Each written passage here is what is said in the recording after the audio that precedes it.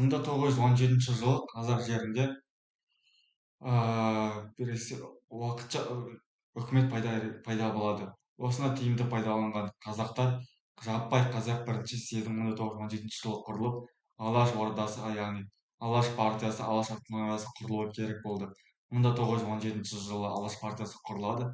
Оның басты мақсаты автономия болып, мемлекетті қазақтардың басқаруы еді. Осыған байланысты оның бірінші билеушісі Әлихан Бөкейхан болады. Ал Ахмет Байтұрсынов оның көмекшісі болып есептеледі. Бірақ та 1920 жылы көп ұзамай алаш автономиясы құрдымға ұшырады. Өйткені басты себеп большевиктердің келіп қазақ жерін басып алып, 1920 жылы қазақ жері басып алынды. Және 1926 жылы қазақ АКСР, яғни қазақ автономиялық кеңестік социалистік республикасы құрылады. Оның ең алғашқы астанасы Орынбор қаласы еді. Орынбор қаласы 1920-25 жылдар аралығында астана болады. Одан кейін бәріңіз білетін Қызылорда 1925 жылдан бастап Қызылорда елдің астанасы болады. Қызылорда, яғни Қызыл, Совет үкіметі Қызыл, Орда астана болып есептеледі. 1928 жылы мемлекетте ең алғаш университет салынды. Ол университет салыну дегеніміз қазақтардың білім алып дамуы мықты бастауы кезеңді. Бірақ та 1931 жылы өте үлкен қайғылы оқиға пайда болады. 1931 жылы қазақтар қырыла бастады. Оған себеп реформалардың қатты күшеюі. Қазақ халқының социалистік кезінде бүкіл қазақ халқының малдарын таппай тәжіркелене бастады. Ол дегеніміз кеңес үкіметі келіп алып, сендердің малдарың үкіметтің заты меншігі деп тартып алып отты. Осылайша аштықтан қырыла бастады. 1931-33 жылдары 4 миллионға жуық қазақ халқы аштықтан қатты қырыла бастады.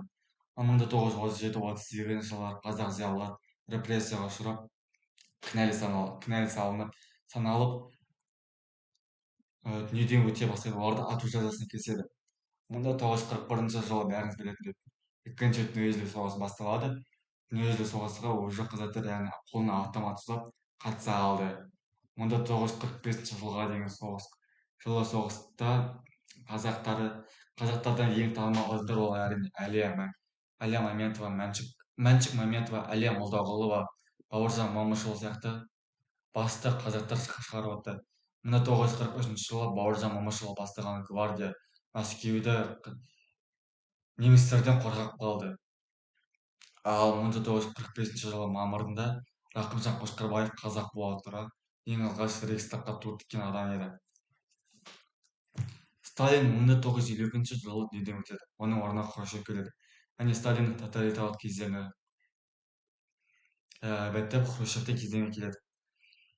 Одан кейін көптеген Ресей үкіметтерінде басқарушылар болады. Ал 1960 жылдары жылымық кезеңі деп аталып кетеді. Себебі қазақ жерінде көптеген жылымық кезеңі басталып кетеді. Жылымық кезеңінде көптеген оқиғалар айтуға болады. Ол оқиғалар айтатын болсақ, 1946 жылы Әбілхан Қастеев бастаған бірінші қазақ ғылым академиясының құрылуы. Тарихшы Асфендияровтың медицинада қатты дамуы, және де микробиология, микрогидрология сияқты тақырыптарда қазақтардың дамып кетуі. Ол дегеніміз қазақтар кішкентай кезінде, яғни 19 ғасырдың соңынан 20 ғасырдың ортасына дейінгі кезеңде қазақтар 50 жылдық аймақта бүкіл жаратылысын түсініп алып, балалары өте ақылды бола бастайды. Және ғылымға қатты қасиеті бола бастайды. 1962-64 жылы қазақ КСР Кеңестік социалистік республикасының бірінші хатшысы ретінде Нұрмұхамед Қонаев келеді. Одан кейін 1964 жылы қайтадан келеді. Бірақ ол қайтадан 60 жылдар қайтып келеді. 86-ға дейін ол мемлекетті басқарып отырады. Ең жақсы басқарып отырады.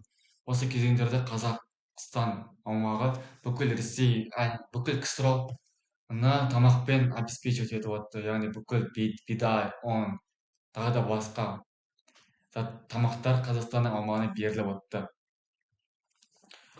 1986 жылы келісіммен Қонаев орнынан кетіп, оның орнына Колбин келеді. Осыған байланысты қатты үлкен көтеріліс пайда бола бастайды. Яғни Алматыда оқып жүрген қазақ жастары оған қатты келіспей, желтоқсан көтерілісі басталады. 16-17 жыл күндері желтоқсан көтерілісі басталды. Желтоқсан көтерілісі бойынша қазақ жерлері қазақ басқаруын талап етті және де колбиннің орнынан кетуін сұрады. Басында мейірімді басталған көтеріліс ақыр соңында қатты жазалар бола бастады және қару-жарақ қолданыла бастады. Ал бәріміз білетіндей 1960 жылдары Хрущев келіп Қазақстан аумағын өзбектерге бергісі келді. Бірақ та қазақтың зиялылары оны тоқтатып Хрущевке қарсы шығып, қазақ жерлерін сақтап қалған еді. 1889 жылы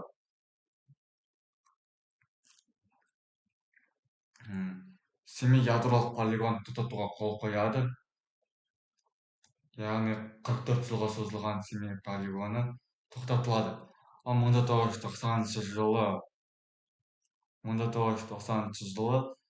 Қазақстан 1990 жылы 25 қараша күнді егемендік туралы декларация қабылданады. Ал 1991 жылы 16 желтоқсан күнінде, яғни көтерілістен кейінгі ровно 5 жыл уақыттан кейін Қазақстан мемлекеті өз тәуелсіздігін алады. Осылайша 200 жылға созылған бодандық кезеңде Қазақстан ақыр соңында өз тәуелсіздігін алады. Және де экономика уже нарықтық болып, әлемдік экономикаға шығады. Басында ол көптеген қиындықтар келгенімен, соңында барлығы үйренісіп, экономика дами бастайды. Ең алғашқы президентіміз ол бәріміз білетін Нұрсұлтан Назарбаев Әбішұлы. Одан кейін билікке Тоқаев келеді. Қазақстан жері 17 облысқа бөлініп, әр облыстың өзінің әкімшілік құрамы болатын еді. Қазақ мемлекеті қазіргі кезде 9-шы орында алады. Астанасы қазіргі Астана, ал екінші қаласы Алматы қаласы болып саналады.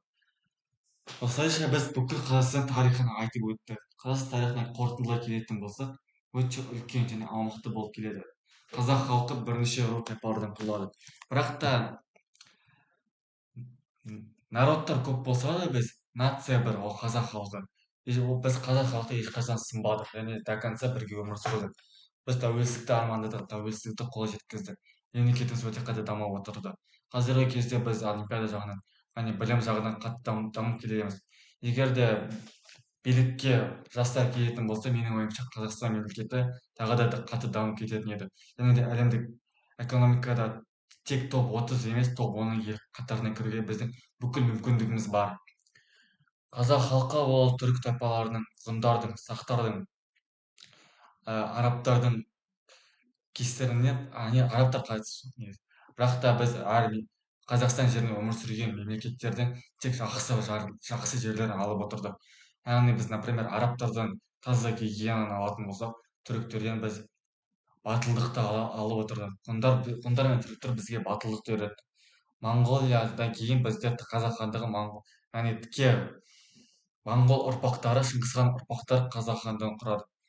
Қазақ хандығы бірнеше рудан тұрса да, ешқашан 300-ге бөлінсе де, всегда бірігіп отырды. Орта жауға қарсы бірігіп отырды. Осы менің ойымша қазақтардың басты қасиеті.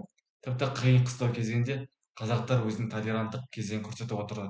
Себебі олар ешқашан басқа халықтарға егер адамдар оларға добрый болып келіп тұратын болса, онда олар қарсы шықпай, қонақ жая қарсы ала білді. Осы қазақтардың тағы бір ерекшелігі болып саналады. Осылайша тарихтың дәстүрлеріне келетін болсақ, менің ойымша дәстүрлері де өте керемет. Аса қасиетті сан 7, яғни 7 жарғы, 7 ата сияқты заңдар жинағы бізде бәрі әлі күнге дейін бар. Дәстүрлеріміз сақталып қалған, және де біз ары қарай дәстүрлерімізді дамытып, оны келесі ұрпақтарға беріп отыруымыз керек деп санаймын. Осылайша видео бітті. Сау болыңыз.